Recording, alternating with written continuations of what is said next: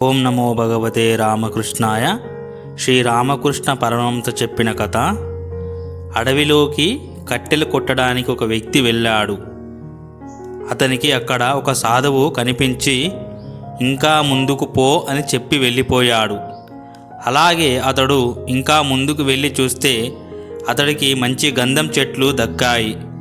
ఇది జరిగిన కొన్ని రోజులకు అతడు ఇలా ఆలోచించాడు, ఆ బ్రహ్మచారి నన్ను ఇంకా ముందుకు పో అని చెప్పాడే గాని గంధం చెట్ల వరకే వెళ్ళమనలేదు కదా.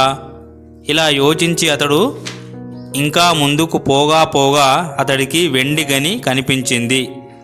అదే రీతిలో కొన్ని రోజుల తర్వాత మరింత ముందుకు వెళ్ళి చూస్తే బంగారు గని, ఆ పైన వజ్ర వైడూర్యాలు కనపడ్డాయి. వాటినన్నింటిని పొంది అతడు అపర కుబేరుడయ్యాడు.